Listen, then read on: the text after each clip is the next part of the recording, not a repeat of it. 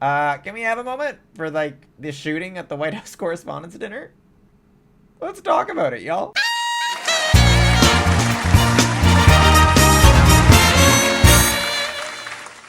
Hello! Welcome to Can We Have a Moment? I am your host, Adam Carroll. Eugene is around here somewhere living his best life. Yeah, you can't see him. Wait, hold on. Hold on. You can see his bum. Oh, it's a baby! Today we are talking about what everyone else is talking about. So let's get the tinfoil hats out and on. Eugene, do you believe what happened this weekend? No. No, Eugene even has a brain. Eugene even has a brain. Okay, y'all. So this past weekend, on Saturday, was the White House Correspondents' Dinner. Now, the White House Correspondents' Dinner, if you don't know, is when all of these people get together in Washington, journalists, politicians, and they all kind of roast each other. It's basically what it is. It's all right. It's basically what launched Donald Trump's political career when Obama got up and made fun of Donald Trump. Donald Trump is here tonight.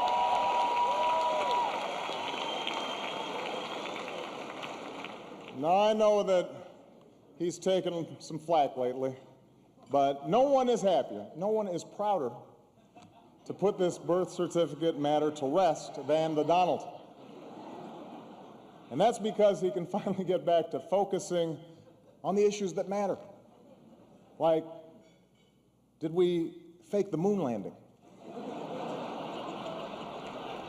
What really happened in Roswell? And where are Biggie and Tupac?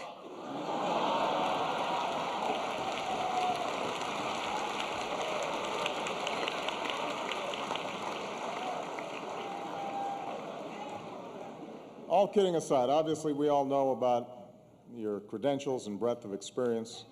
For example, no, seriously, just recently in an episode of Celebrity Apprentice at the steakhouse, the men's cooking team did not impress the judges from Omaha Steaks. And there was a lot of blame to go around, but you, Mr. Trump, recognized that the real problem was a lack of leadership.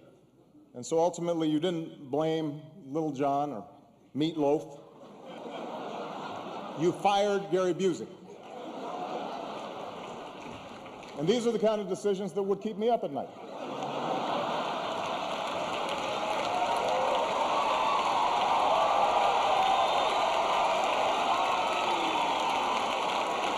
Because Donald Trump's an idiot who also started his presidential career run claiming that Obama was not born in the United States.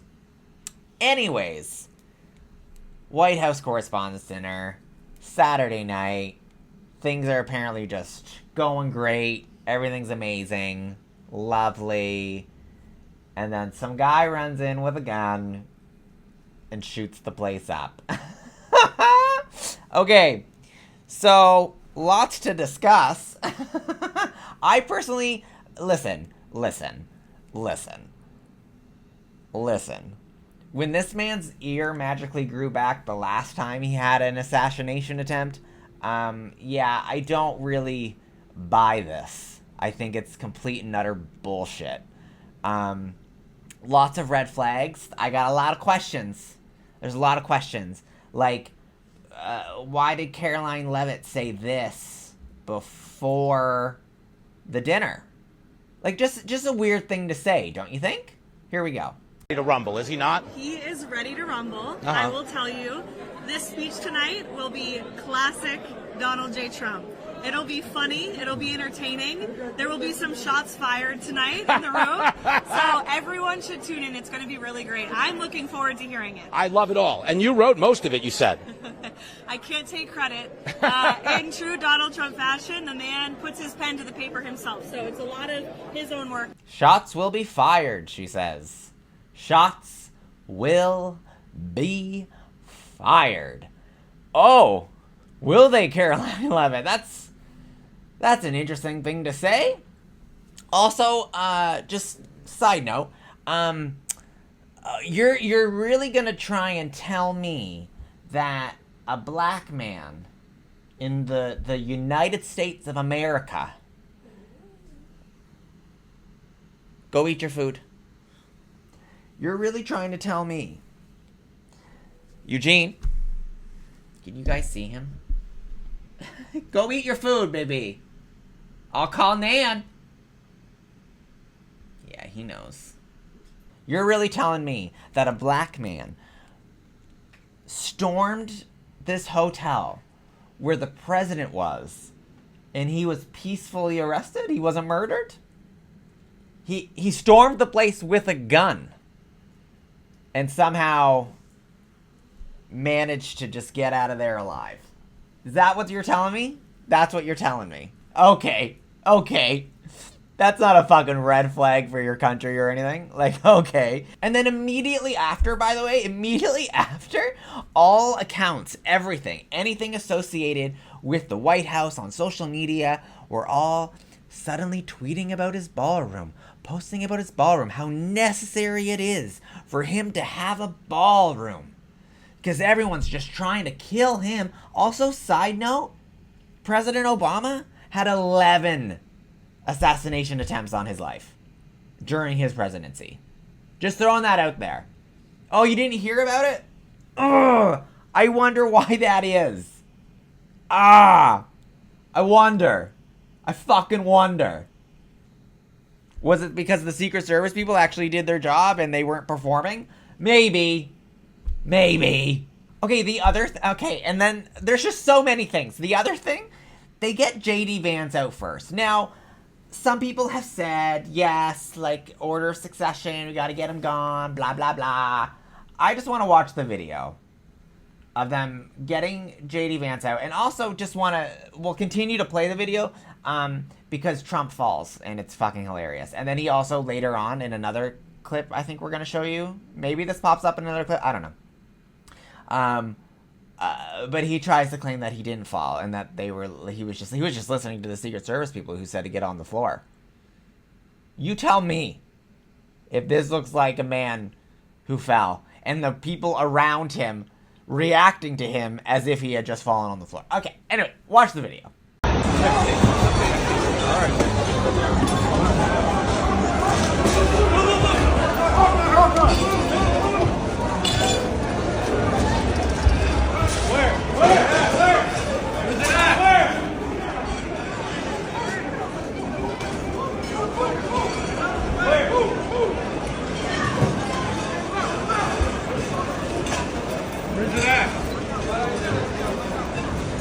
Now you fell, bro.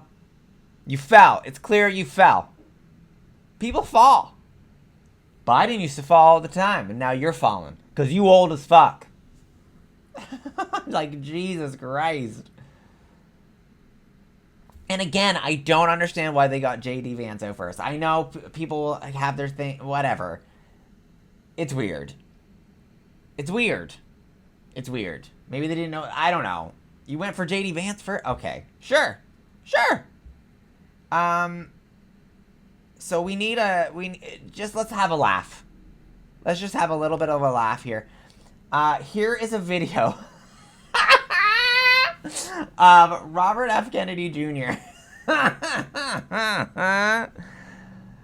being escorted out by Secret Service and just completely leaving his wife, Cheryl Hines, behind. Like, she's just trailing behind. All right, let's play the video, y'all. Let's play the fucking video.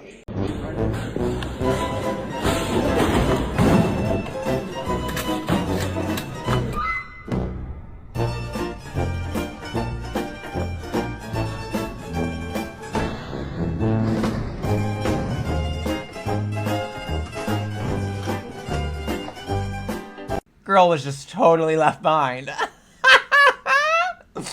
Oh, that's a good husband. That's a good husband right there. Ladies, if you're looking for a good man, that's the kind of man you want in a very serious situation. That's the kind of dude you want by your side. Abso-fucking-lutely. Okay, moving on. Let's go to Trump did a 60-minute interview the following day. Here is him being asked about the suspected, or I guess not suspected, the guy who tried to shoot up the place, his manifesto. I don't know, I did that. His manifesto. I find it amazing that they found his manifesto so quickly, but maybe I'm just not up to date on everything that happened. Apparently he sent like an email to his family or something that beforehand. I don't know.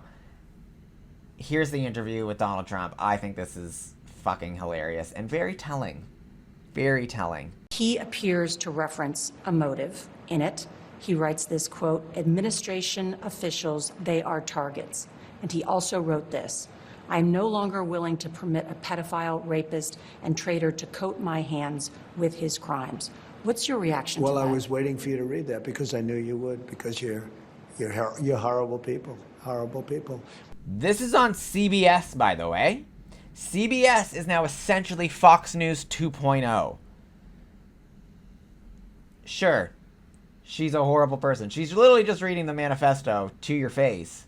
But okay, let's continue because it's pretty telling where he goes with this here. Yeah, he did write that. I'm not a rapist. I didn't rape anybody. Do you pedophile. think he was referring to you? Excuse me. I'm not a pedophile. You read that crap from some sick person. You're not a pedophile?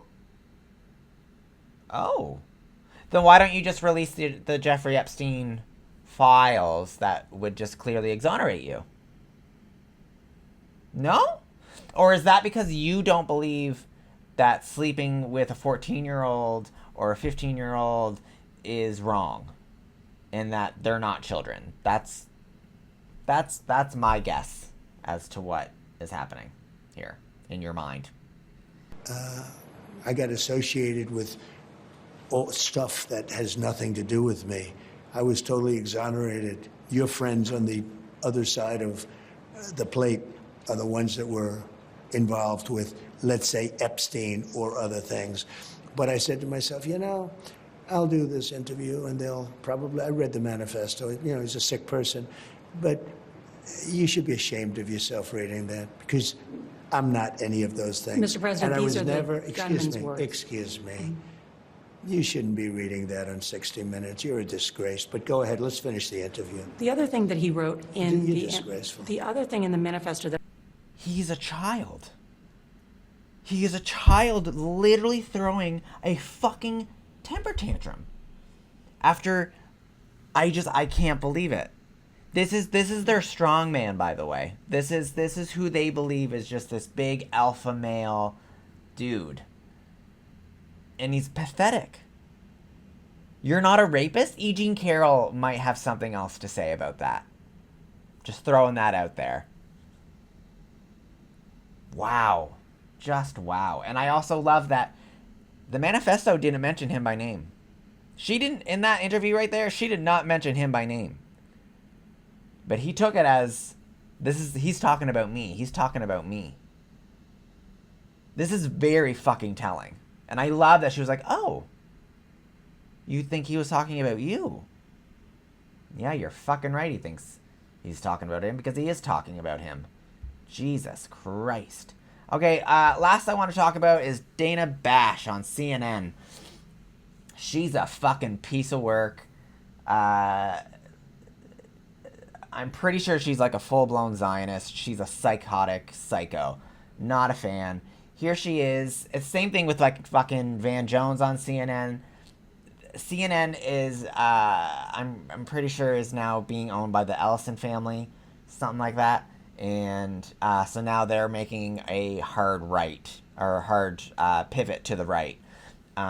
So here she is, giving cover to the president, giving cover to the right by accusing the Democrats of violent rhetoric or just negative rhetoric. And she's trying to just sane-wash the whole thing and make a false equivalency here between the two. Because I'm pretty sure it was Donald Trump who tweeted a couple of days ago or a month ago or whenever Robert Mueller died and said, good, I'm glad he's dead. So Fucking excuse me. But anyways, here's the clip. Yeah, and you have, and as many of your fellow Democrats, have used some heated rhetoric against the president. And do you think twice about that when something like this happens? What rhetoric do you have in mind? Just talking about some of the fact that he, is terrible for this country and so on and so forth. I understand that that's your democratic right, but overall, yeah. do you I have have a no responsibility? personal problem with Donald Trump at all. I mean, I talk about the policies of this administration, the authoritarianism like we saw on display in Minneapolis, where 2 of our citizens were gunned down in the streets simply for exercising their First Amendment rights. Renee Good, Alex Preddy, and others have died in custody. I'm talking about policies. I don't personalize it, and I certainly have never called the press the enemy of the people. I think the press are the people's best friend, and that's why it's written right there into the First Amendment. We need the press to be a vigilant watchdog against every level of government, federal, state, local, all of it. You're not going to get an argument from me on that. Before I let you go, So as far as I'm concerned, Dana Bash should be ashamed of herself. That is such a ridiculous fucking question. Like, to even bring up this false equivalency between Democrats and Republicans, the left and the right, is just fucking bullshit. It is absolute bullshit. I want to talk just recently. Excuse me, Eugene. Is there something you needed? Can you relax, please? Okay, and just 2 things before we go. Melania Trump just recently tweeted, Kimmel's hateful and violent rhetoric is intended to divide our country. Kimmel's. Jimmy Kimmel's. Okay, Jimmy Kimmel, late night show host. Okay. His monologue about my family isn't comedy. His words are corrosive and deepens the political sickness within America. Have you met your fucking husband, you stupid twat? Are you kidding? She goes on to say, people like Kimmel shouldn't have opportunity to enter our homes each evening to spread hate. Again, have you met your husband? A coward, Kimmel hides behind ABC because he knows the network will keep running cover to protect him. Don't you run cover to protect your fucking husband, you dumb twat. Enough is enough. It is time for ABC to take a stand. Are you going to take a stand, Melania Trump? You literally are married to a pedophile. Just throwing that out there, an alleged pedophile. How many times will ABC's leadership enable Kimmel's atrocious behavior at the expense of our community? Again, look in the fucking mirror, bitch. Look in the fucking mirror. You were bought and paid for by your dumb fucking husband. Like, what a fucking idiot. What a fucking idiot. Next thing I want to talk about before I go, Stephen Miller. Here's a picture of Stephen Miller using his wife as a bodyguard and holding on to her tit, I guess, to drive her forward. And she's pregnant, and yet just used her as a body shield. That's fucking wild. Anyways, guys, if you like this video, please thumbs it up. Make sure you're subscribing. Let me know down below what you thought of this weekend's assassination attempt on Donald Trump's life, where everyone just suddenly decided that he needs a ballroom. I guess all the kids that die in school shootings in your country, they're going to get ballrooms too, right? Okay, cool. All right, guys. We'll see you later. Have a great one.